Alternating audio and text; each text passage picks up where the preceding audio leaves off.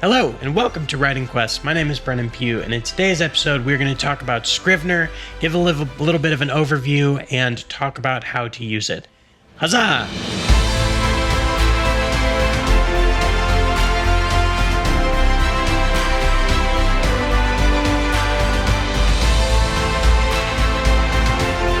Alright, so we're just going to jump right into the computer with Scrivener and give a little bit of an overview of how it works. So here it is. We have a couple of different things. We're just going to walk through how it's laid out.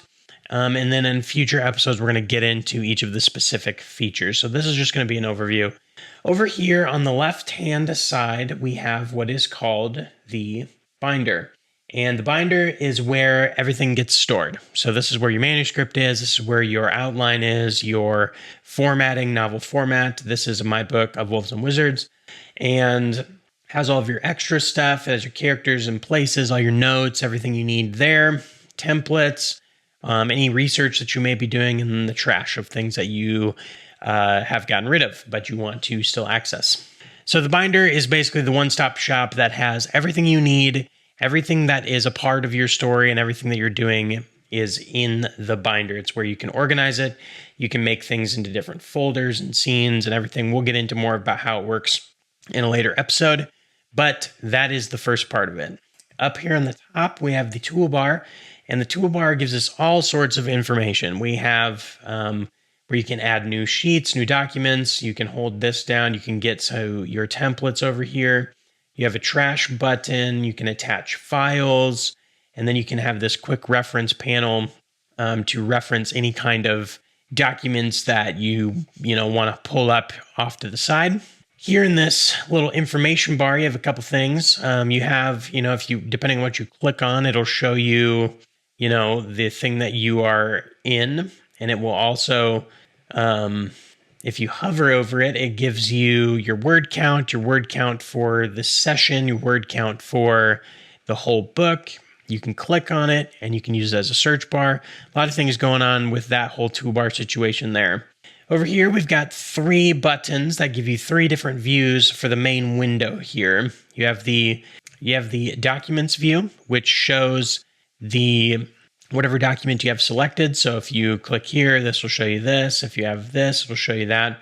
Here, if you grab a group of documents, it shows them to you in this kind of format. So obviously I don't have anything written down here, but you have, it'll show you the whole document in one whole go.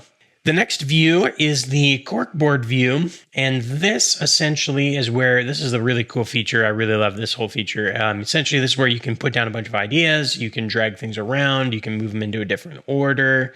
It's a great way to, if you're just brainstorming scenes and you're not really sure what you want to use them for, what order they're in, you just kind of can put them down, do what you want. You can actually make these locked into this grid view, or you can free float them around if you want.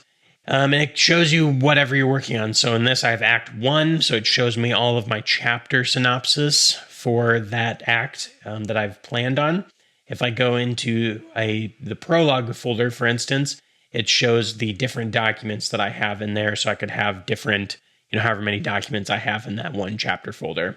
It's a really great view. It's really fun, and you can do a lot of cool things with it, including a timeline view, and we'll get into some of that stuff at a later time. And then finally, we have the outliner. We have the outline view, which is also a very cool view. And you can make this show you all sorts of different pieces of information that you want to do. But also it gives you the title, synopsis. It gives you basically a way for you to kind of read through your outline and put your book together before you actually start writing. You can label things with whatever you've set up your labels to be. Set the status of first draft, revised draft, wherever you're at. So it's a great way to do a lot of things. You can look at the outline of your story. You can see the status of each part of the outline. You can see the word count, the progress, all those kinds of things. It's basically just kind of a general information dump area for your project. And then, of course, you have a share sheet and bookmarks, and then you have a full screen view for entering composition mode, which we'll talk about in another video. And then you have this little toggle that turns on the inspector on and off. That is the top toolbar. And then finally, we have 2 more spots. We have the main editor here. And again, this is just where you see everything. So where you interact. So once you go into a different, whatever view you're in, this is where you write your book. This is where you manipulate the information.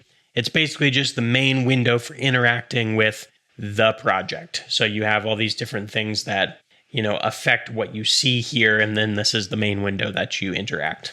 You have all at the top here, you have your different fonts, styles, regular, all the normal things that you would see in any kind of photo editor, bold, italic, all that kind of stuff. And then finally, we have the last part of this I'm going to show you is the inspector. And in the inspector, you have a couple of different options. You have the notes section, which will show you, if you go over to the corkboard view, you have kind of this area. This synopsis view will show you, or the notes view will show you the synopsis, and then it will show you any notes that you're having. So this can be really useful to keep up while you are writing or working on anything, because any kind of note you have while you're writing, you can write it down here and it'll be saved for future when you want to look at it. We also have a document bookmarks, so you can, as you're writing or as you're editing or going through something, you can make little bookmark areas, and so those will show up here for you to reference later when you need them. The next one is metadata, so this just kind of shows you the various information you may want to know, like when it was created, when you last modified it, if you're going to include it in your compile, if it has, what kind of structure it has for the document, and then you can set up some custom metadata and keywords if you want. We'll go into in-depth on all those at a later time as well. This next view is super great. This is one of my favorite features that I use all the time, is called the snapshots view. So what you can do with this is really great if you kind of want to restart something, but you're not really sure. I've done this actually quite a lot on my prologue area. So if I come in here to the prologue, I have some new stuff that I've written. But if you look over here in the setup area, I have a whole bunch of different things from the last few dates. Those are all the older versions of the story. So I was able to actually not get rid of them, but keep them, and then I can actually keep them for reference. So this is a really great way to, when you get into editing as well, where you can save your original draft over to this, and then you can start editing here and keep kind of referencing what you had written before, just to make sure things line up. It's a really great thing, and the easiest way to do it, or all you have to do it, is get to wherever you want to be with your document, and then you just hit this little plus button here, and it adds another one with the date and whatever the title of it is, and you can change that title to whatever you want it to be. This compare feature to original compare, you can change it, based on what you want to see there. It's a really great feature. It's one of my favorites. The next view is the comments and footnotes view, and basically that's exactly what you think it is. So if you just kind of highlight something, if you're going through an editing, you want to make a comment, you can highlight the section, hit the add a new comment, and it'll give you a date and time.